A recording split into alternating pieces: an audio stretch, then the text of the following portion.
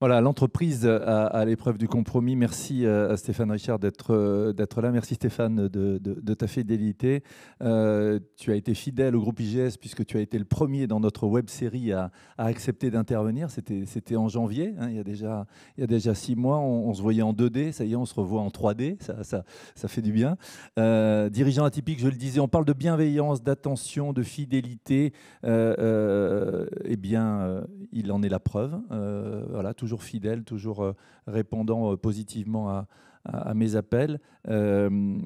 On se souvient dans l'histoire de la bienveillance, je ne sais pas si vous vous en souvenez, du contexte de l'arrivée de Stéphane Richard à la tête du groupe Orange. C'était compliqué. Quand on parle de bienveillance, de considération, on le voit avec cette crise Covid, ça a exacerbé ces envies, ce besoin de la part des parties prenantes, en particulier des collaborateurs et collaboratrices, d'avoir des dirigeants, des leaders qui sont dans cette posture-là. On parlait de troisième voie avec Gonzague et avec Clara à l'instant. Une entreprise qui est un fleuron pour la France, hein, qui fait rayonner la France à l'international, et puis aussi qui a des enjeux très très forts.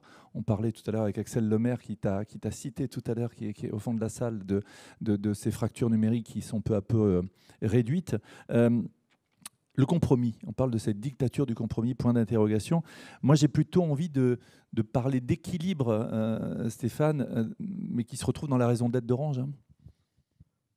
Oui, le terme de compromis, il a ses lettres de noblesse. Il est quand même un marqueur un peu aussi politique, social, syndical. Et moi, c'est un terme que je ne récuse pas. Au contraire. Cela dit, il a aussi une limite qui est que souvent, dans l'esprit des gens, compromis égale renoncement, égale choix un peu au rabais. Et finalement, il y a toujours un peu cette opposition entre avoir des convictions fortes, une ambition forte, et puis les dégrader un peu parce qu'on est obligé de faire des compromis. Et donc peut-être que le terme d'équilibre, qui est assez voisin finalement, hein, il correspond mieux au fond à ce qu'on a à faire. Alors, c'est vrai que moi je suis aux manettes d'une entreprise, Orange. 10 ans, hein. Plus de 10 ans, oui, ça fait 11 ans exactement. Jamais vu dans l'entreprise, hein, dans celle-ci en tout cas. Oui, alors je ne sais pas si c'est bien ou pas bien en fait. Je me pose souvent la question parce que bon, la longévité n'est pas un objectif en soi, évidemment. Mais bon, en tout cas, c'est nouveau, ça c'est sûr. Et d'ailleurs, le fait qu'il y ait eu une succession quand même de dirigeants sur des périodes de temps relativement courtes dit aussi quelque chose sur l'entreprise, sur sa complexité, sur son exposition. Voilà. Donc, mais chez Orange, je pense qu'on est quand même un des cas peut-être les plus emblématiques de ce qu'on appelle les injonctions contradictoires. Souvent, d'ailleurs, on me fait cette réflexion. Mais alors, je pense que ça tient à la nature de nos activités, d'abord, puisque notre vocation, c'est d'abord et avant tout de proposer aujourd'hui un service qui est fait de technologie, mais qui est fait de beaucoup de services aussi, qui est devenu absolument vital dans la vie des gens. Alors, si besoin était, la période qu'on a traversée l'année dernière, je pense, l'a définitivement démontré. Quand on dit service vital, le rendre compatible avec un modèle économique dans lequel il y a un prix, il y a des investissements, il y a une entreprise qui doit afficher des résultats, qui a des actionnaires, qui est cotée en bourse, c'est déjà compliqué. Parce que qu'est-ce que c'est que la connectivité? Est-ce que c'est un service comme un autre, avec une concurrence, puis des entreprises qui doivent évidemment chercher une rentabilité, chercher un modèle économique? Ou est-ce que c'est une sorte de droit imprescriptible, un droit, voilà, un droit commun, un bien commun, si vous voulez, et du coup, trouver un prix pour quelque chose qui serait de l'ordre quasiment du domaine des droits de l'homme, ça devient plus compliqué. Donc ça, c'est le premier grand paradoxe, je dirais, permanent, hein, qu'on a à traiter, qui est de faire vivre une entreprise, j'allais dire, normale, privée, cotée en bourse, avec des concurrents qui, eux, jouent complètement ce jeu-là, hein, de l'économie de marché, et en même temps avoir un produit, un service, qui a quand même aujourd'hui une valeur sociétale, hein, presque. Une valeur sociétale, oui, une valeur humaine, enfin une valeur, en tout cas, qui n'est pas de l'ordre économique, ou pas uniquement de l'ordre économique. la bonne illustration de ça, c'est le prix. Et ça m'amène à une deuxième, on va dire, injonction contradictoire ou majeure que nous avons à traiter. Quel est le bon prix d'un service de connectivité comme le nôtre? Quel est le bon prix qu'on doit payer pour avoir un forfait mobile avec une quantité de gigaoctets nécessaire ou suffisante aujourd'hui? Est-ce que c'est 20 € ou 22 €, ce qui est à peu près le prix moyen en France? Est-ce que c'est plutôt 60 € ou dollars, qui est le prix qu'on trouve aujourd'hui aux États-Unis? L'Europe, de ce côté-là, elle a opté pour un modèle qui est un modèle dont l'objectif principal est d'assurer le prix le plus bas aux consommateurs. C'est un choix qui se respecte d'ailleurs, parce qu'effectivement, c'est ce qui a permis aussi de démocratiser massivement ces technologies, et notamment le téléphone mobile. C'est vrai pour le fixe aussi d'ailleurs. Cela dit, c'est vrai qu'aujourd'hui, on paye un abonnement mensuel en téléphonie mobile moins cher qu'une nuit dans un parking parisien. Et les gens trouvent ça tout à fait normal. A priori, j'entends pas tellement de polémiques sur le prix des parkings à Paris, alors qu'il y a quand même des discussions récurrentes. Dès qu'on commence à bouger vaguement un prix sur un forfait de téléphonie mobile, on a tout de suite des associations de consommateurs, des tas de gens qui poussent des cris d'orfraie. Cette question du prix étant complètement déconnectée je dirais, des fondements économiques de l'entreprise, notamment de ses investissements. Parce que ils sont énormes, considérables. Ils sont gigantesques, et ça, c'est peut-être un élément de notre secteur qui n'est pas complètement perçu par le public. Il faut savoir qu'une entreprise comme Orange, depuis 2010, depuis que je prends cette date, j'aurais pu en prendre une autre, mais a investi, je vous donne juste 2 chiffres, dans la fibre optique. Je ne parle que de la fibre optique, je ne parle pas de tout le reste de ce qu'on doit faire. On a investi 13 milliards € dans la fibre optique depuis 2010. En achat de spectre, en achat de fréquences, autre grande injonction contradictoire, j'y reviendrai après, on a dû payer 8 milliards €. Si je prends uniquement ces deux composantes, et ça ne résume pas bien évidemment tout ce qu'on doit faire, vous voyez déjà les montants auxquels on doit répondre. Et on doit le répondre à travers un modèle économique dans lequel nos revenus, c'est effectivement ce que payent les utilisateurs et nos clients. Donc c'est un investissement massif. Cet investissement ne se discute pas, parce que derrière cet investissement, il y a ce droit à la connectivité qui est quelque chose qui devient impérieux. Pallier cette fracture numérique. Oui, alors les débats sur la fracture numérique, la question de la couverture, par exemple. Territoire mobile, très implanté, Orange. Autre bel exemple d'injonction contradictoire, puisque en général, nous faisons face à 2 critiques de base. La première, la couverture n'est pas bonne. La deuxième, on ne veut pas d'antenne. On n'a malheureusement pas encore trouvé de système qui permette d'assurer une bonne couverture mobile sans implanter des antennes. Je t'ai coupé, Stéphane, tu disais 21 milliards versus 21 milliards d'euros. Alors 21 milliards, donc un investissement massif qui ne se discute pas vraiment, mais à côté de ça, nous n'avons jamais vraiment les moyens d'assurer à nos actionnaires un minimum de garantie sur le retour sur ces investissements. Parce que, en fait, en gros, on nous demande d'investir, et on n'en fait jamais assez. Et la fibre, on en fait massivement, mais il y a quand même des polémiques parce qu'il n'y en a pas assez, ça ne va pas assez vite. Et puis on a pris des engagements, et peut-être que si on a un peu de retard par rapport à ces engagements, on va avoir des sanctions, on va avoir une polémique, etc. La France étant, soit dit en passant, pas complètement consciente du fait qu'elle est aujourd'hui le pays leader de cette technologie en Europe et un des leaders au monde. Moi, je trouve le plan très haut débit auquel faisait référence Axel, bien sûr. Axel, merci tu es toujours Axel là de l'avoir rappelé. Oui, je la vois pas. Oui, elle est là-bas. Merci de l'avoir rappelé. Et c'est vrai que la majorité d'aujourd'hui est celle d'avant, parce qu'il faut quand même aussi le dire. Le plan très haut débit, il a été lancé par François Hollande à Clermont-Ferrand. Je me souviens, c'était peu de temps après son élection. Donc, il y a une continuité dans cette politique. Et c'est vrai que la France aujourd'hui, avec 25 millions de foyers raccordés à la fibre optique, est le pays numéro 1, et de loin, en Europe. On se compare souvent à nos amis allemands, ou anglais, ou italiens.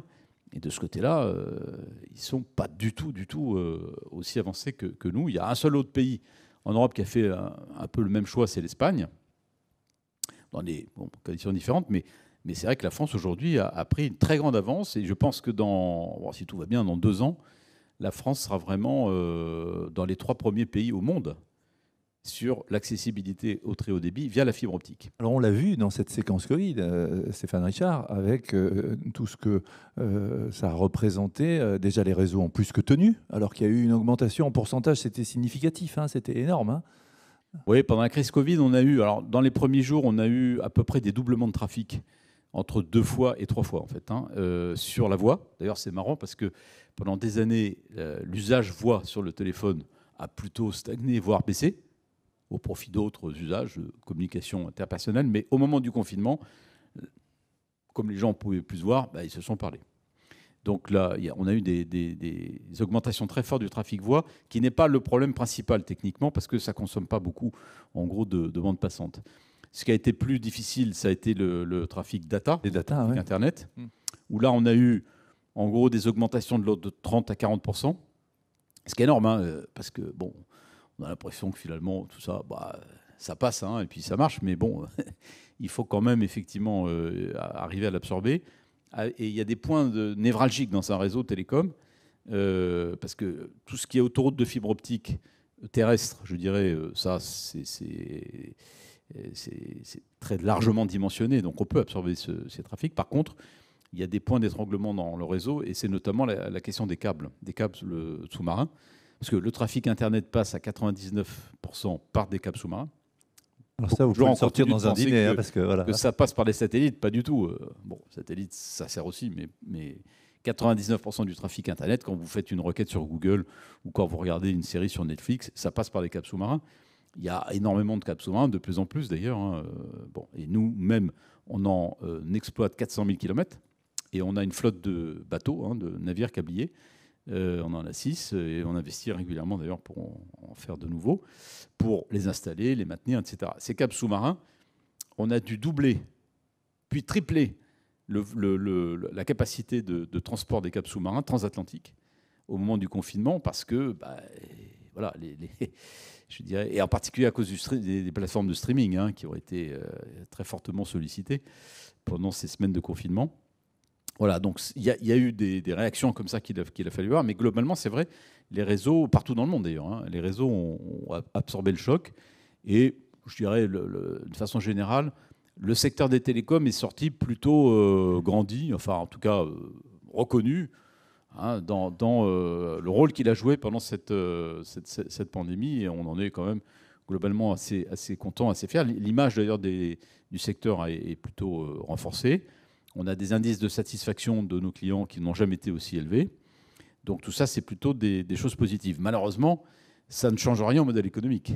Parce que même quand les gens se servent 2 fois plus de leur téléphone, ça ne nous rapporte pas 1 euro supplémentaire. Oui, puisqu'on a un forfait. Par rapport à cette entreprise dans la cité, avec toutes ces injonctions paradoxales, contradictoires qu'on évoque depuis le début de notre entretien, Stéphane Richard, on voit que on aura Jacques Cressel demain qui nous dit que voilà, toute la grande distribution a été en deuxième ligne. La téléphonie, des acteurs comme Orange ont été en première ligne, j'allais dire, des actions auprès des hôpitaux. Mais j'ai envie de dire, on n'en fait jamais assez. C'est-à-dire qu'il y a la collectivité locale, il y a la mairie, il y a l'État. Et il faut composer en permanence. Alors, pas le compromis, mais... c'est le quotidien, ça. Parce qu'il y a la mission historique, j'allais dire, de l'entreprise. Il faut faire le maximum pour répondre à toutes les demandes, ça c'est sûr. On l'a fait globalement pendant la crise et on en est assez fiers. Malheureusement, on gère aussi des réseaux physiques. Et l'actualité récente est venue le rappeler douloureusement. Il peut aussi y avoir des accidents. Enfin, des accidents, des dysfonctionnements, des bugs. Alors, d'un certain point de vue, la crise qu'on a vécue il y a quelques jours, sur les numéros d'urgence, est venu un peu, je dirais, ternir le bilan qu'on pouvait avoir sur l'année de crise sanitaire, pendant laquelle on a été effectivement extrêmement mobilisé. Je vous donne juste un chiffre. Dans le premier confinement, le plus strict, hein, on a fait plus d'1 million d'interventions physiques sur les réseaux, pendant le confinement. Plus d'1 million d'interventions physiques. Donc, pas qu'il y ait de rupture, pour qu'il y ait cette connectivité. Oui, parce qu'il fallait effectivement le faire. Par exemple, on a doublé en quelques jours les capacités de tous les numéros, des numéros d'urgence, les SAMU. les liens. Hein, et on est intervenu auprès de beaucoup d'entreprises pour qu'elles puissent passer au télétravail massif, ce qui a été le cas. On a multiplié par 7 le nombre de personnes en télétravail l'année dernière. Bref, donc il a fallu être présent, et présent là, physiquement sur le réseau, dans les locaux des entreprises.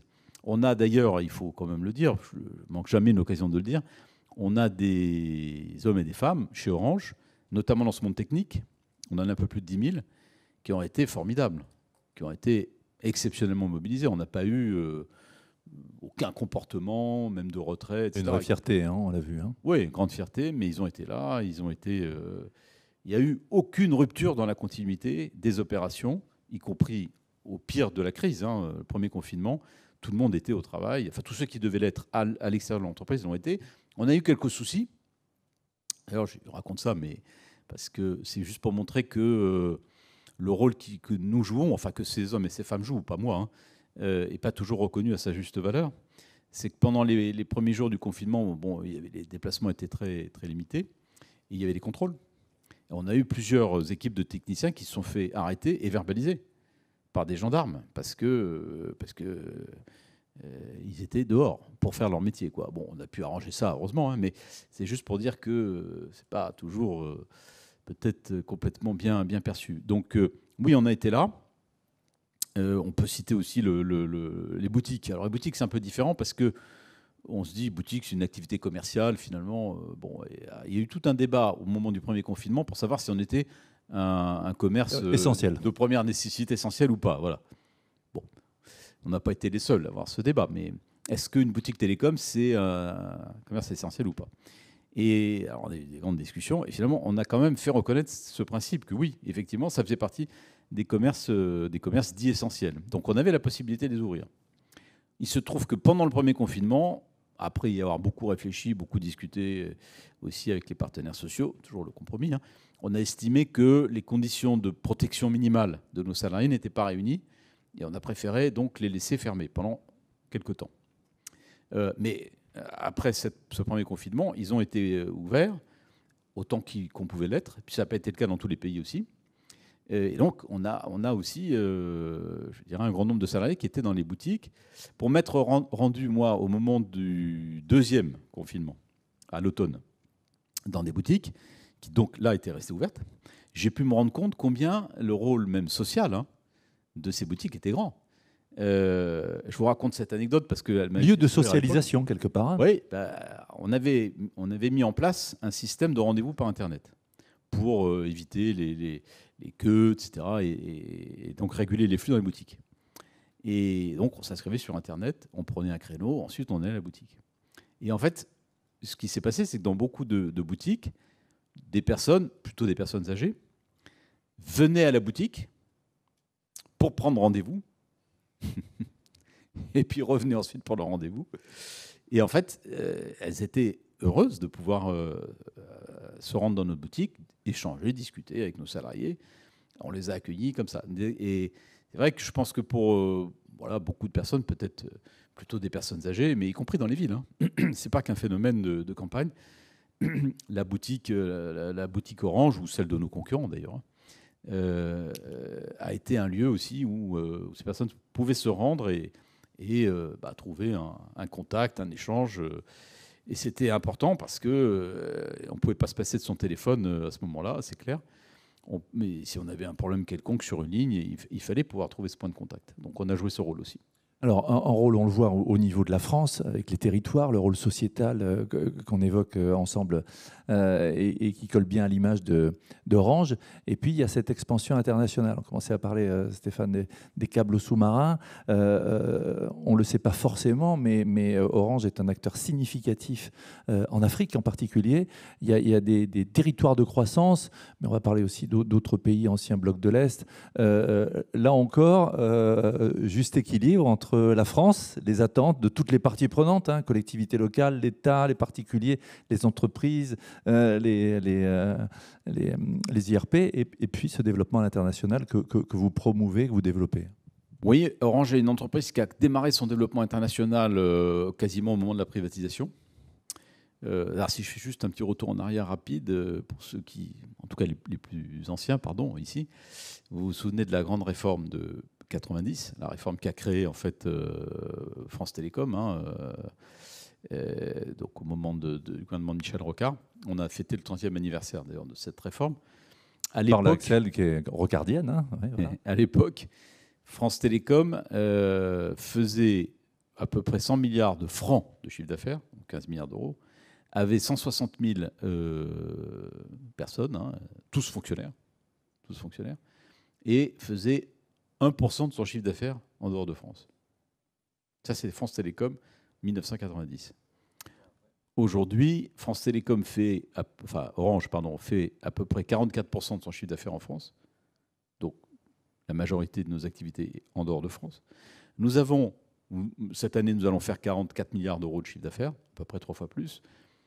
Et nous avons au total 140 000 salariés, c'est-à-dire moins qu'en 1990, dont à peu près la moitié en France.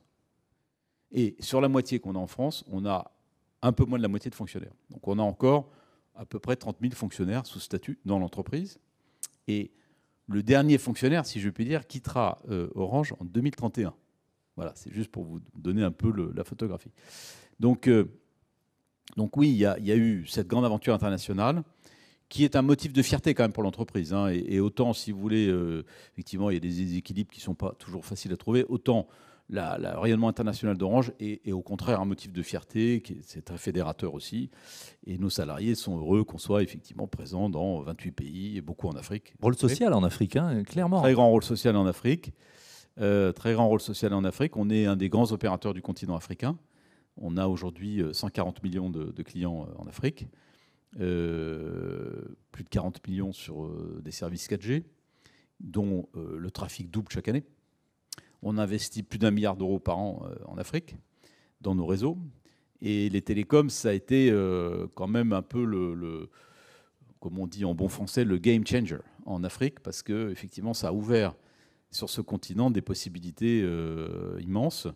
On peut en donner un bon exemple avec ce qu'on appelle le mobile money, hein, mobile banking, c'est-à-dire qui est une invention africaine, hein, au départ extrêmement rustique, hein, qui était simplement l'idée de se servir d'un téléphone mobile, un vieux téléphone 2G hein, au départ, pour comme une sorte de compte bancaire électronique. Faire quelques transactions en fait, hein, basiques. On dépose un peu des espèces chez un revendeur dans une boutique, ça crée un compte de monnaie électronique et à partir de là, on peut faire des paiements, des transferts, des virements, etc. On peut commencer par payer sa facture de téléphone, très important, ou c'est-à-dire plutôt recharger en fait sa carte, puisque c'est du prépayé en Afrique essentiellement. Et ça a changé la vie des gens en fait. Aujourd'hui, nous, on a 50 millions d'utilisateurs de ce service Orange Money. C'est quand même gigantesque. Ça a changé la vie des gens parce que il y a 10 ans ou 15 ans, quand vous alliez en Afrique, ce qui frappait, c'était les queues partout. Il fallait faire la queue partout, et en particulier dans les boutiques d'Orange, par exemple, pour recharger une carte prépayée, il fallait se taper 2 heures de queue. Et la plupart des gens venaient dans les boutiques pour ça. Aujourd'hui, ils le font à partir de leur téléphone. Et ça a effectivement changé leur vie. Je ne parle pas des questions de sécurité, parce qu'il fallait toujours avoir des espèces sur soi. Aujourd'hui, on peut le faire autrement. Et ce service de mobile money est devenu un phénomène incroyable en Afrique. Je vous donne juste ce chiffre, mais le total des transactions que nous hébergeons sur ce système, hein, qui est une plateforme donc, gérée par les opérateurs, l'année dernière, c'est 1,5 fois le total des transactions gérées par une banque comme la Société Générale. Oui, donc ça devient quelque chose de très important. Nous bancarisons, en quelque sorte, 2 fois plus de personnes en Afrique que les banques, toutes les banques réunies. Donc voilà, ça c'est l'exemple d'un service qui est né de nos technologies et qui a vraiment changé la vie des gens et qui a une dimension très inclusive aussi. Parce que ça se diffuse vraiment au sein des communautés, des familles, des femmes. Hein, les femmes en Afrique, c'est très très important. Voilà, donc c'est une véritable révolution qui n'est pas finie, hein, ça continue à se développer. Et puis maintenant, on essaie d'enrichir aussi ces services. On va plus vers un modèle de banque plus global. Hein, et d'ailleurs, on a démarré Orange Bank Africa en Côte d'Ivoire l'année dernière. 3 premiers mois, 500 000 comptes ouverts. C'est pour dire aussi quand même que, voilà, il peut y avoir de la croissance dans nos métiers. Hein. Bon, quand on regarde comme ça en Europe, on peut se poser des questions quand on voit les chiffres, hein, mais fort heureusement pour nous, il y a beaucoup de domaines aussi où on a des histoires de croissance formidables. L'Afrique en est une. Il y en a Joliba, j'aimerais qu'on parle de Joliba, ça c'est un volet. C'est un beau projet, ça aussi en Afrique. Absolument. Là, on est plus dans je dirais, à la fois le désenclavement des pays africains sur des liens très haut débit. Joliba, en fait, c'est le nom d'un projet que nous avons lancé il y a quelques mois et qui consiste à construire ce qu'on appelle un backbone, hein, c'est-à-dire des autoroutes de fibre optique qui relient 8 capitales de l'Ouest africain, dont certaines n'ont pas d'accès à la mer. Parce que les caps sous-marins, c'est bien, mais évidemment, il faut que ça arrive sur un port. Et donc après, une fois qu'on a construit le câble, il faut innerver hein, la région. Et c'est vrai que dans cette zone de l'Afrique, il y a des pays qui sont complètement enclavés, qui n'ont pas d'accès à la mer. Donc on a créé ce backbone Joliba, qui nous donne en fait un nouveau métier. En fait, hein. Ça nous permet d'avoir un nouveau métier, qui est un métier de fournisseur de capacité très haut débit sur l'ensemble de cette zone, au-delà des caps sous-marins, et qui fait que, par rapport à tous les grands fournisseurs de contenu, notamment, aujourd'hui, c'est un élément du dispositif qui est essentiel. Mais après, on parle de ça comme ça, mais il faut le construire. Il faut aller le long des routes du Sahel, vers le Mali, vers le Burkina Faso, dans toutes ces zones qui ne sont pas toujours faciles non plus, pour construire ces infrastructures, ce que nous faisons avec Joliba. Voilà, et puis l'international, c'est aussi l'Espagne, c'est aussi la Pologne, c'est aussi... Oui, c'est l'Europe, donc effectivement l'Espagne, qui est un grand marché pour nous, mais aussi l'Europe de l'Est, enfin l'Europe centrale, la Pologne. On a repris il y a 20 ans l'opérateur historique, qui est devenu Orange Polska maintenant. On l'a repris, je dis ça aussi parce qu'on est souvent interpellé sur la transformation. Hein, c'est le grand terme aujourd'hui. Toutes les entreprises doivent se transformer, s'adapter, ça c'est sûr. Et malheureusement, ça passe souvent par aussi des réductions d'effectifs. Dans notre cas à nous, je vous ai donné les chiffres, vous voyez un petit peu ce que ça représente. Donc on le fait, y compris en France d'ailleurs. Hein. Alors en France avec un pacte social qui est lié aussi à l'histoire de l'entreprise. Mais on réduit quand même régulièrement nos effectifs. Non pas parce que ça nous fait plaisir, mais parce qu'on n'a pas tellement d'autres choix si on veut rester dans le modèle qui nous est imposé. Ce dont on parlait depuis tout à l'heure. Hein, ouais. Les prix que nous avons, les investissements que nous devons faire, pas tellement d'autres solutions. Il faut savoir qu'en Pologne, quand on a repris Telekom Polska, hein, qui était donc l'opérateur historique, il y avait 70 000 salariés. 70 000. Aujourd'hui, on est 12 000. Ce passage, qui est quand même extrêmement violent, hein, j'en suis pas spécialement fier, je vous le dis, hein, parce que, bon, moi, je veux dire, je ne m'enorgueillis pas d'avoir fait ça. Enfin, d'avoir contribué à ça, d'ailleurs, ça avait été largement engagé avant mon arrivée, mais ça s'est fait dans je dirais un accord social permanent. C'est-à-dire que tous les ans, nous négocions des plans d'adaptation, un certain compromis, quelque part. Hein. Avec tous nos syndicats en Pologne. Et on a toujours fait ça sur la base d'accords avec nos syndicats. Voilà, donc... alors ça fait la bonne passerelle, Stéphane, avec ce qui se passe en France, justement. Les talents, les parties prenantes, pyramide des âges, les compétences, les syndicats, l'attractivité de l'entreprise Orange pour des nouveaux talents. On en parle parce qu'il s'agit de les embarquer, ces talents, de les fidéliser, d'en faire venir de nouveaux. Et ça intéresse nos amis qui gèrent et qui cultivent la richesse humaine au quotidien. Ouais, c'est un sujet redoutablement difficile, peut-être le plus difficile de tous pour moi, parce qu'en fait, il faut qu'Orange soit attractif, donc soit une entreprise où notamment les jeunes aient envie d'aller, en particulier les jeunes dans des compétences particulières dont on a besoin mais que tout le monde se dispute. Je prends l'exemple de la cybersécurité. Bon, la cybersécurité, c'est un domaine dans lequel on s'est beaucoup développé. C'est un pari qu'on a fait il y a déjà plusieurs années. Aujourd'hui, on a 3000 ingénieurs, techniciens, experts dans ce domaine, qui opèrent dans toute l'Europe d'ailleurs. Hein. Bon, c'est sûr qu'il y a une compétition, presque une guerre, hein, pour acquérir ces compétences dans ce domaine de la cybersécurité qui est terrible. On estime qu'il y a 10 offres pour un candidat, quoi. C'est à peu près ça l'ordre de grandeur. Donc pour eux, c'est sûr qu'on a un impératif qui est d'être attractif. À côté de ça, tout le reste de l'entreprise, Son corps social, je l'ai dit, d'abord, il est encore constitué de un peu plus de 30 000 fonctionnaires. Alors, j'ai rien contre les fonctionnaires, hein, je m'empresse de le dire, parce que la stigmatisation des fonctionnaires par rapport aux autres, moi, j'ai toujours totalement récusé ça. D'ailleurs, quand on se balade chez Orange, personne ne fait la différence entre les fonctionnaires et les non-fonctionnaires. Il n'est pas écrit fonctionnaire ou non-fonctionnaire. Dans mon équipe dirigeante, je ne sais pas qui est fonctionnaire ou qui ne l'est pas. Vous voyez, bon. Donc, je ne me pose pas cette question. Simplement, c'est vrai qu'il y a un statut, et donc ce statut, il pose un certain nombre de contraintes en matière de rémunération, d'avancement, de retraite, etc. Et donc, c'est quand même une rigidité supplémentaire. On est une entreprise en France qui est relativement âgée. Ça aussi, c'est un peu le fruit de l'histoire. Et c'est le fait que, comme il a fallu réduire quand même continuellement les effectifs, ça a limité notre capacité à régénérer l'entreprise. Et donc, elle est âgée. Et donc, on est confronté à ce problème qui est redoutable, hein, qui est d'assurer quand même des fins de carrière utiles, agréables, enfin agréables, oui, agréables, honorable, on va dire, et respectueuses des individus aussi, dans tous nos métiers.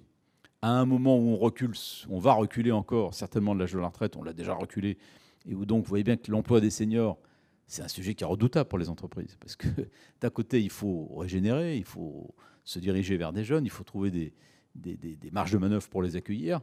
D'un autre côté, il faut aussi qu'on garde les seniors, parce qu'on nous dit, oui, mais l'emploi des seniors, l'âge de la retraite, etc., c'est quand même une équation qui est redoutablement difficile. Nous, la solution qu'on a trouvée à ça, c'est le temps partiel pour les seniors. Donc ça fait 10 ans qu'on a mis en place ça. On a un régime de temps partiel où sont éligibles les personnes qui sont à 3 ans de l'âge de départ à la retraite. On leur permet d'entrer dans un temps partiel à 50% payé 80%, avec une incitation financière au départ. Et donc, on aménage les fins de carrière. C'est un système qui a été plébiscité par nos salariés, un peu coûteux, hein, mais bon, voilà, on a les moyens de le faire. Mais vous voyez que, en tout cas, c'est une équation qui est compliquée. L'attractivité pour les jeunes, aujourd'hui, on est en compétition avec les grands noms de l'Internet, qui ne sont pas des grands employeurs non plus, hein, parce que, on parle beaucoup d'eux, mais ce ne sont pas des grands employeurs et ce ne sont pas des gros investisseurs non plus. Je dis ça comme ça. Mais, enfin, chez nous, en tout cas. Hein, on a des chiffres. Ils investissent beaucoup en R&D, sans doute, mais chez nous, ce ne sont pas des gros investisseurs. Et même, d'ailleurs, quand on regarde l'industrie des télécoms dans son ensemble, je ne veux pas vous assommer de chiffres, hein, mais c'est juste quand même pour fixer les l'ordre de grandeur. Hein, ouais. L'industrie des télécoms au niveau mondial, dans les 10 dernières années, c'est 2700 milliards de dollars d'investissement. 2700 milliards de dollars d'investissement. C'est ce que le secteur des télécoms a investi depuis 10 ans. Et vous rajoutez à ça environ 2000 milliards de dollars, qui est ce que nous prévoyons d'investir dans les pas tout à fait 10 ans qui arrivent. Parce que la 5G, parce que la fibre, parce que etc. Donc, et face à ça, si vous regardez ce qu'investissent, on va dire le GAFAM, hein, pour parler d'eux, vous verrez qu'on n'est pas du tout dans ces ordres de grandeur. Donc nous sommes de beaucoup plus importants investisseurs dans le monde digital, dans le monde numérique, que n'importe qui. Bref, donc toujours est-il que pour les jeunes, on a cette compétition, on a celle des startups aussi. Et c'est vrai qu'expliquer à un jeune aujourd'hui que Orange, c'est un choix qu'il faut considérer. Qu'est-ce qu'on met en avant en fait, hein, on ne va pas parler du statut. C'est pas. En termes de rémunération, au début de la vie professionnelle, on peut être à peu près compétitif, mais malheureusement assez vite, il y a des écarts qui peuvent se créer.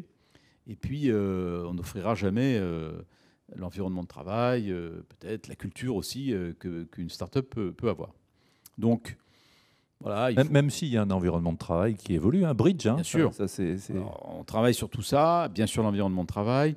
On a façonné des programmes particuliers pour les jeunes pour leur permettre d'avoir un temps d'intégration dans l'entreprise de 5 ans. Je pense pour certaines populations de jeunes talents. On leur propose un programme sur 5 ans, ça s'appelle le Graduate Programme, qui a beaucoup de succès, où on leur propose en fait 3 postes sur 5 ans, dont nécessairement un à l'international. Comme ça, ils peuvent se projeter. Oui, et ils peuvent avoir d'abord des expériences différentes, connaître un peu mieux la réalité de l'entreprise, avoir une expérience internationale dans un de nos pays. Mais on est présent parce que là, on a parlé de l'Afrique et de l'Europe, on est présent dans 80 pays en fait, hein, au titre des services aux entreprises. Donc on a pas mal de possibilités quand même. Un accompagnement aussi en mentoring, coaching, formation qui est très important. Et bon, voilà, ça c'est le genre de dispositif qui nous permet effectivement d'attirer des jeunes qui sortent voilà, des écoles les plus recherchées. Et de faire la différence. Question, Stéphane, par rapport au sujet que vivent nos amis dans des directions générales, direction de ressources humaines, ce sujet du télétravail. Je parlais de Bridge, hein, le nouveau siège d'Orange qui a été conçu justement avec cette volonté de créer des passerelles, hein, des ponts. Où on en est du télétravail? Benoît Serre, il faisait référence tout à l'heure. Pas évident, hein, Flex Office. Non, c'est pas évident. Bon, le télétravail, il y a eu là aussi plusieurs phases. Le premier confinement, c'était un peu l'excitation du télétravail. Tout le monde, beaucoup de gens ont eu une expérience très positive du télétravail. On a fait beaucoup d'enquêtes aussi pour mesurer ça. Bon, vous savez ça. Bon, deuxième confinement, déjà beaucoup plus mitigé. Beaucoup plus mitigé. Et puis après, finalement, en début 2021, on a eu quand même plutôt une majorité de salariés qui avaient envie de revenir sur le site. Donc il a fallu au contraire qu'on canalise ces retours parce qu'on ne pouvait pas, il y avait des jauges, des protocoles sanitaires, etc. Et là, maintenant, on est un peu voilà, dans une période où on se cherche, en fait. On se cherche, c'est-à-dire que y a quand même globalement un certain appétit pour le télétravail, notamment chez les jeunes, notamment chez les jeunes urbains, parce que la situation en province est un peu différente.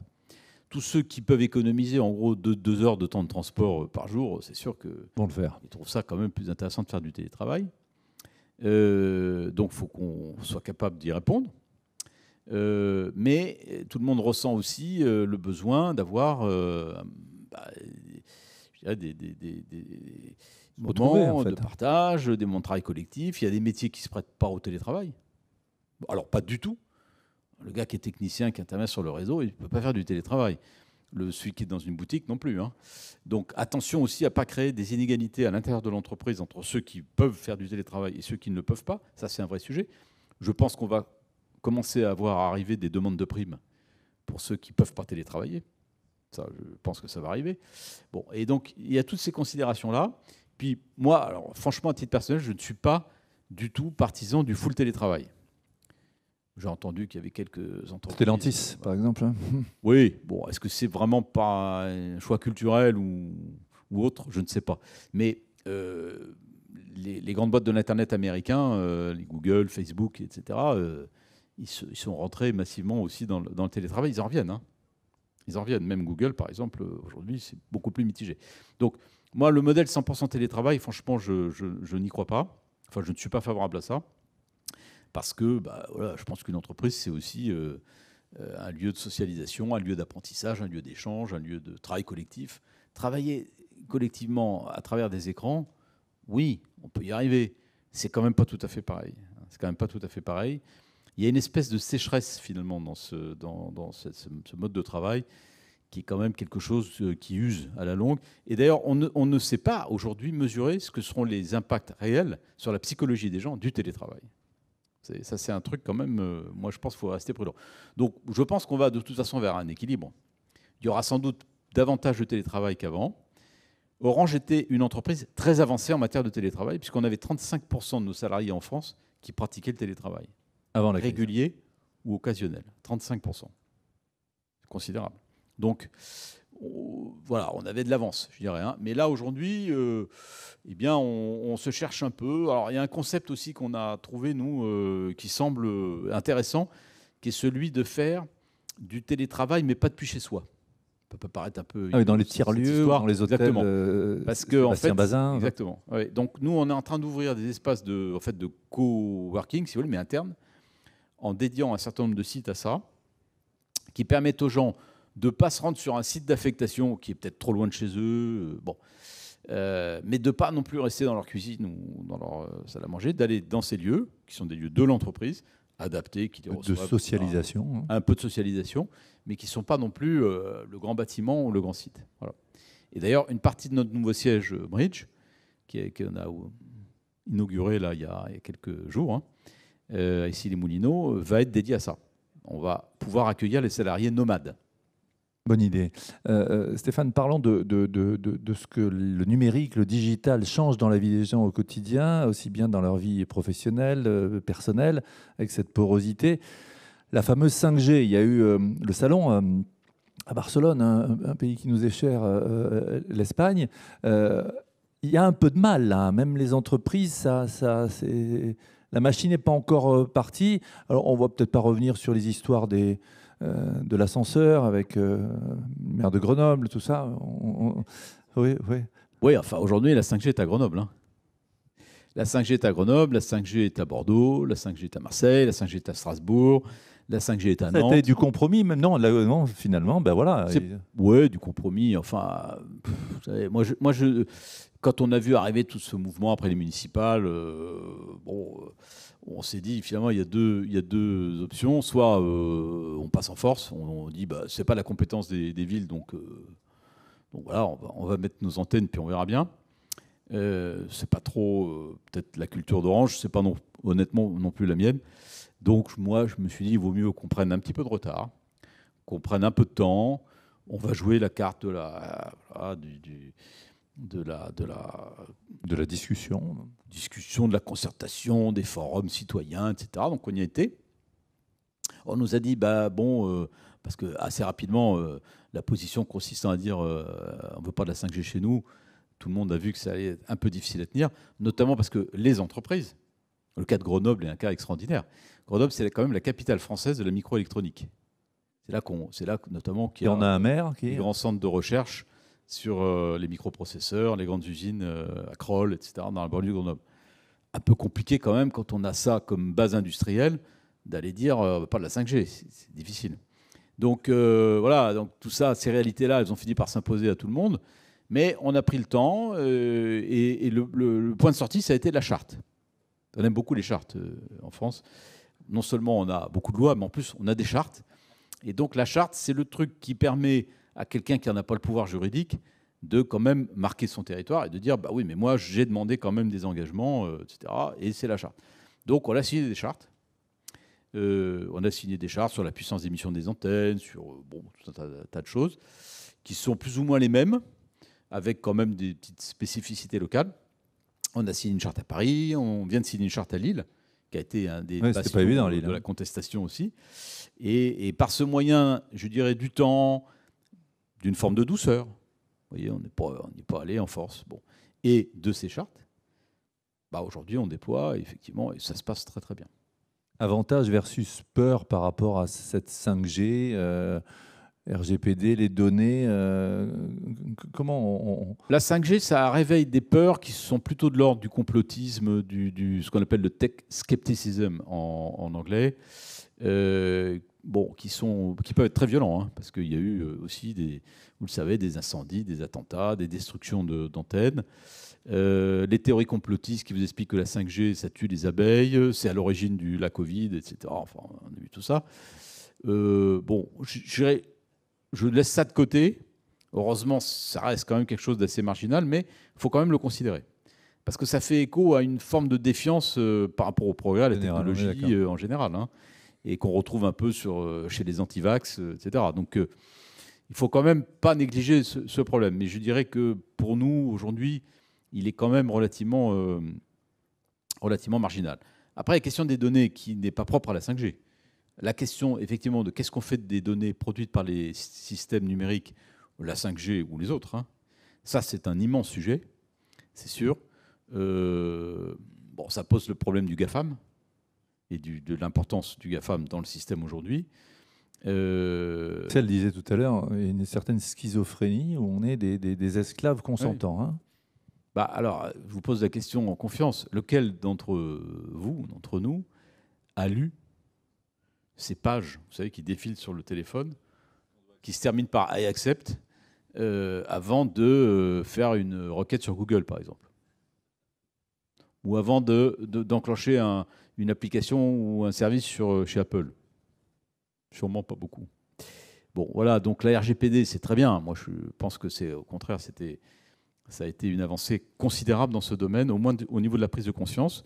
Maintenant, de là à dire que tous les utilisateurs sont conscients de tout ça voilà, et lisent exactement tout ce qu'on leur demande d'accepter. Je ne crois pas. Bon, c'est un peu inévitable. Ceci étant dit, l'Europe a aujourd'hui une carte à jouer et une responsabilité à prendre au niveau de Thierry Breton, la maîtrise, oui bien sûr, au niveau de la maîtrise des données, et notamment des données des entreprises, hein, mais pas que. Mais je pense notamment aux données des entreprises. Et donc c'est tout le thème de la souveraineté numérique de l'Europe par les données. Parce que les données, tout le monde a compris que ça allait être quand même un peu la matière première de l'économie du futur, enfin de l'économie d'aujourd'hui d'ailleurs, dans tous les domaines. Dans tous les domaines, y compris dans l'industrie manufacturière. Bon. Et donc, cette question de la maîtrise des données, hein, c'est une question absolument cruciale. Il y a les systèmes qui ont été mis en place par le GAFAM, avec des investissements, pour le coup, ciblés mais importants. Il y a les législations extraterritoriales, qui est quand même un grand sujet. Il y a une loi aujourd'hui aux États-Unis, le Cloud Act, qui permet au gouvernement américain de réquisitionner les données, d'où qu'elles viennent, à partir du moment où elles sont hébergées par une société américaine. Suivez mon regard. Donc c'est quand même un sujet, c'est quand même un problème.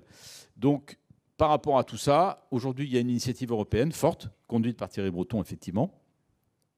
Et une des premières réponses que nous avons apportées à cela, ça a été de lancer un projet avec Capgemini qui s'appelle Bleu, dont le projet est de construire ce qu'on appelle un cloud de confiance, c'est-à-dire donc un cloud, donc un hébergement voilà, des données sur des data centers situés en Europe, en France en l'occurrence, et maîtrisés par nous, et une maîtrise de bout en bout, un contrôle capitalistique de cette société, où il n'y aura que nous, qui nous permet d'avoir une étanchéité totale par rapport aux lois extraterritoriales.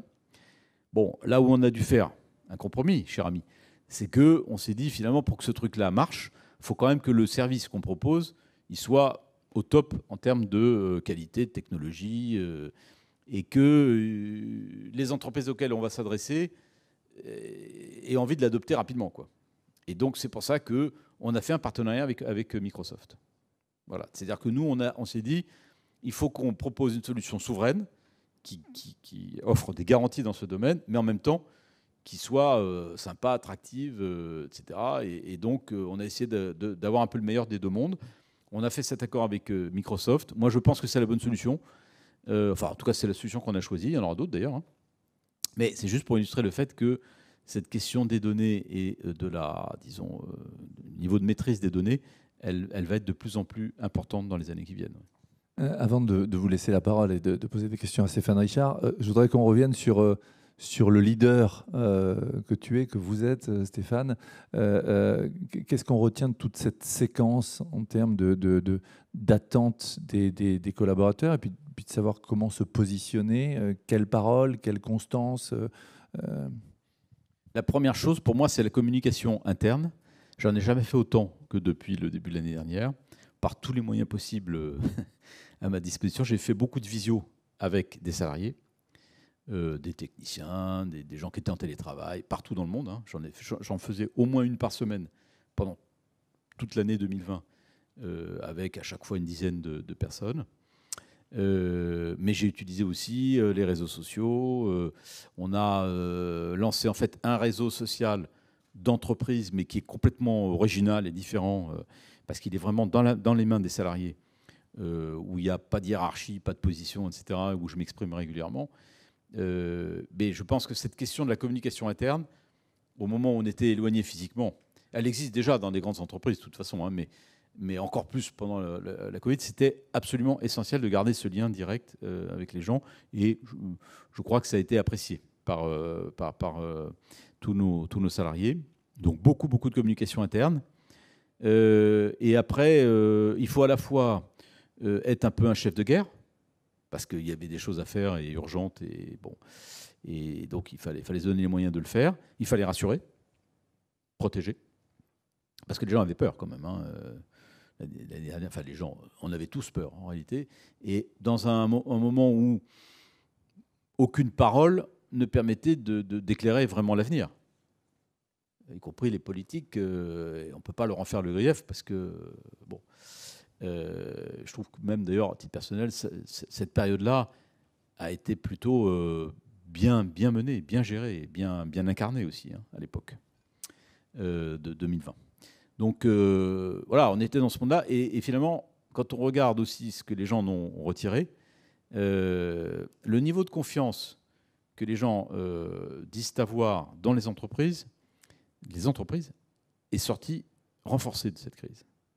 C'est moins le cas sur l'univers politique. Mais en tout cas, les entreprises, elles sont sorties plutôt renforcées dans l'esprit de nos concitoyens de cette crise parce que elles n'ont pas surpromis.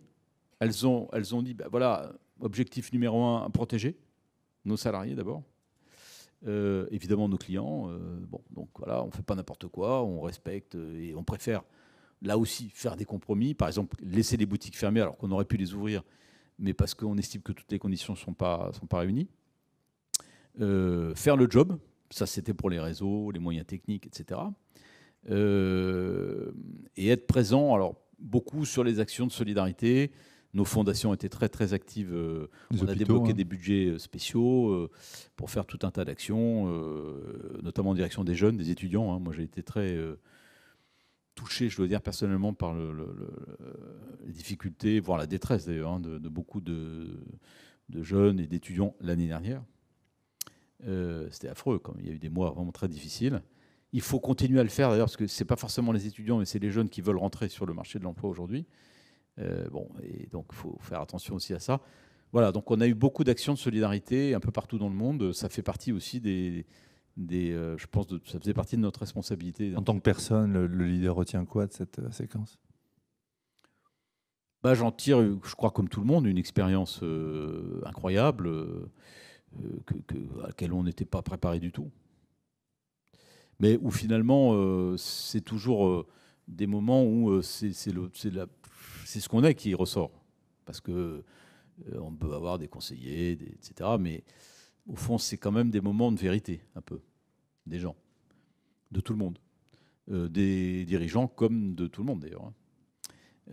C'est des moments de vérité, donc je pense qu'il faut être ce qu'on est, il faut être un peu intuitif, il faut faire ce qu'on sent qu'on doit faire, avec les mots qui sont nos mots. Bon, voilà, et moi j'ai eu le sentiment d'être sur le pont tout le temps. Donc ça a été une année quand même, malgré le télétravail, le fait qu'on n'a pas pu se déplacer, pas voyager. Ah oui, dense et, je dirais, très fatigante, terminer quand même un peu sur les rotules. C'est encore le cas aujourd'hui d'ailleurs, parce que finalement, avec les rebonds successifs et les vagues successives, on n'a pas eu vraiment... Apprécier d'autant plus votre présence. Non, bon voilà, et donc une année très intense, très enrichissante, qui nous a appris, comme dirigeant d'entreprise, qui est le métier que je fais aujourd'hui, mais que je ne ferai plus un jour, mais aussi comme personne. Parce que quand même, cette crise, ce qu'on a vécu là, ça nous interroge beaucoup sur plein de choses de nos vies, de nos choix de vie, de notre manière de vivre, nos rapports avec les autres, avec nos familles. Voilà, moi, j'ai des parents âgés. J'ai la chance d'avoir le rapport à la mort. Ils vivent en province, ils ont été quand même très isolés. C'est sûr que je me suis énormément rapproché de mes parents pendant cette crise, à la fin de cette crise. Et là, depuis que je peux, je vais les voir très régulièrement. Plus qu'avant. D'ailleurs, ça les fait rigoler un peu parce qu'ils me disent, mais on t'a jamais autant vu depuis 20 ans. Stéphane Richard, voilà. On peut applaudir Stéphane Richard, le remercier. Merci beaucoup. Qui veut interroger Stéphane Richard? Peut-être Axel, je ne sais pas, tu as peut-être quelque chose à dire à Stéphane. Qui veut poser une question? Lionel, oui, Axel et puis après Lionel.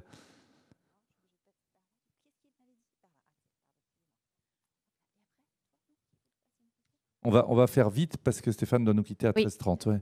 Eh bien, ravi de te retrouver et toujours de t'écouter. Merci pour ce témoignage très sincère. Il y a un sujet dont tu n'as pas parlé, qui est l'environnement. Et lorsque j'étais membre du gouvernement, c'était un sujet très porté au niveau national et international par la COP 21, organisée à Paris, mais qui n'avait pas encore infiltrer l'industrie numérique. Aujourd'hui, c'est le cas. Tu as notamment parlé de la 5G, mais sans mentionner les inquiétudes qui, celles-là, sont peut-être un peu plus crédibles sur le sujet de l'impact environnemental de la croissance des usages. Donc j'aimerais bien savoir comment Orange se positionne sur ce sujet de l'impact numérique de l'industrie, de l'impact environnemental de l'industrie numérique. Qu'est-ce qu'il y a à faire? Merci Axel. Excellente question, je ne suis pas étonné, qui vient réparer un oubli majeur que j'avais fait dans ce propos introductif. Oui, bien sûr. Alors on pourrait dire que c'est aussi une autre injonction contradictoire, celle-là, parce que d'un côté, effectivement, il y a un développement massif des usages. On voit l'utilité d'ailleurs sociale de ces usages. De l'autre côté, évidemment, pour qu'il puisse y avoir des usages, il y a des réseaux, il y a des smartphones, etc. Et donc ça a une empreinte carbone, disons, prenons ça comme ça. Nous, face à ça, je dirais d'abord, on s'est dit, il faut effectivement qu'on soit ambitieux. Donc, on s'est donné des objectifs propres, nous, Orange. Premier objectif, le zéro carbone Scope 3 en 2040. Donc, avec 10 ans d'avance sur Paris. Il y a d'ailleurs des opérateurs plus petits qu'Orange, qui sont peut-être... c'est peut-être plus... Je dirais pas facile, mais disons plus faisable pour eux, qui se sont fixés des objectifs encore plus ambitieux. 2035, voire 2030. Donc l'industrie des télécoms a pris ce sujet très au sérieux et se donne les moyens d'être plutôt en avance sur l'économie mondiale par rapport à ce rendez-vous de la neutralité carbone. Ça a beaucoup d'implications pour nous, évidemment, parce que c'est les sources, bien sûr, d'énergie, c'est la gestion des réseaux, c'est les data centers, oui, refroidissement, etc. Bon. Donc c'est un engagement extrêmement lourd. Une des grandes difficultés que nous avons par rapport à ces questions-là, c'est de dire en même temps, oui, on a une responsabilité et oui, on va l'assumer et on va participer au combat mondial pour la décarbonation. Mais en même temps, ça serait quand même gentil de regarder ce que nous faisons, non seulement par rapport à ce qu'on émet, mais surtout par rapport à ce qu'on permet d'économiser ailleurs. Je redonne juste ce chiffre. Les télécoms, sur les émissions de CO2 mondiales, c'est 0,5% du total. 0,5%. Le secteur du numérique dans son ensemble, c'est 3,5%. L'essentiel là-dedans étant les terminaux. Donc ça, c'est juste pour relativiser par rapport à l'industrie, les transports, etc. Mais c'est évident aussi que nos technologies permettent d'économiser massivement du CO2 partout ailleurs. Quand on fait, alors ça, c'est une étude de l'ADEME qui a montré ça, entre une réunion à 20 personnes issues de pays différents et une visioconférence, le rapport du CO2 émis, c'est de 1 à 100. Bon, donc, certes, on peut mesurer l'impact CO2 de la visioconférence. Ça serait quand même intéressant aussi de ne pas oublier que le mode alternatif, qui est le mode physique, il consomme 100 fois plus de CO2. Je vous donne juste aussi une autre illustration que j'aime bien. Si vous vous servez de votre smartphone pendant toute une année, dans un usage normal d'aujourd'hui, vous émettez 60 kg de CO2. Tout confondu. C'est exactement ce que vous émettez quand vous roulez 300 km avec votre voiture. Un trajet de 300 km avec une voiture égale la même quantité de CO2 émis qu'un smartphone pendant toute une année. Voilà. Donc, certes, on a une responsabilité, certes, il faut qu'on la prenne au sérieux, mais n'oublions pas quand même ces ordres de grandeur. Après, la dernière question que tu poses, et qui est évidemment essentielle, c'est qu'il y a l'explosion des usages. Les technologies encouragent quelque part l'explosion des usages, la 5G notamment. Et donc, on peut se dire, oui, mais c'est une espèce de course permanente. Et où est le thème de la sobriété numérique? Où est l'usage responsable du numérique? Moi, je crois beaucoup à ça. Et en tant qu'opérateur, nous essayons aussi de promouvoir l'usage responsable du numérique. On a fait des campagnes sur le sujet. Voilà. Parfois, elles sont un peu bizarres parce qu'on est opérateur et on dit, oui, mais vous pouvez aussi fermer votre téléphone. Et puis d'ailleurs, dans telles circonstances, le meilleur usage que vous pouvez faire de votre téléphone, c'est de l'éteindre. C'est le recyclage. Il y a 100 millions de téléphones aujourd'hui en France qui dorment dans les tiroirs et les placards des gens. 100 millions. Bon, donc on a un énorme progrès à faire en matière de recyclage des terminaux. La 5G d'ailleurs est aussi une occasion de le faire. Il y a beaucoup de domaines dans lesquels on peut agir. Mais la question de la sobriété numérique, c'est comme la sobriété pour tout le reste, pour consommer de l'eau, pour consommer de l'énergie. C'est un vrai grand sujet sur lequel nous, opérateurs, on a aussi un rôle à jouer. Question très courte, réponse très courte. Lionel. Juste, donc Lionel Prudhomme, école IGS, c'était pour boucler avec le propos introductif de Jacques Attali qui disait que chaque patron d'entreprise doit avoir une vision pour 2030. Et la question, c'était comment vous voyez Orange à 2030 et qu'est-ce que vous aimeriez qu'Orange soit à cette époque-là? Moi, j'aimerais qu'Orange soit l'emblème, le porte-drapeau, le champion du numérique responsable. Voilà, ça fait une belle... du numérique responsable. C'est-à-dire, nous, on est clairement pour la technologie. On n'est pas dans les tech sceptiques. On croit dans la capacité d'amener des progrès utiles pour l'humanité grâce à la technologie, à nos technologies. Par exemple, on est convaincu que le téléphone mobile, la 4G, la 5G, la fibre optique, ça va amener des progrès considérables dans le domaine de la santé, de l'éducation, de l'accès à la culture, etc. Donc oui, on est des grands avocats de ça. Mais en même temps, on veut promouvoir un usage responsable de ces technologies. C'est la question des données, la protection des données, la protection de la vie privée. C'est la question de la sobriété environnementale, on vient d'en parler. C'est la question de la cybersécurité. Donc, c'est un message d'optimisme vers un monde peut-être plus numérique et qui va amener un certain nombre de progrès. Mais ce n'est pas non plus la naïveté. C'est un monde où il y a des risques, il y a des dérives, il y a des risques directs, notamment liés à la cybersécurité ou aux attaques en général, qui vont se multiplier et qui vont avoir des conséquences de plus en plus dommageables pour tout le monde. Et puis il y a plus la question de la responsabilité un peu citoyenne du numérique. Mais on voudrait, nous, être, Orange, un peu le symbole du numérique responsable. Merci Stéphane Richard de nous avoir permis de nous projeter. Merci infiniment de ce temps passé avec nous. C'était un privilège. Je sais que l'emploi du temps est très chargé. Merci Stéphane d'avoir été avec nous.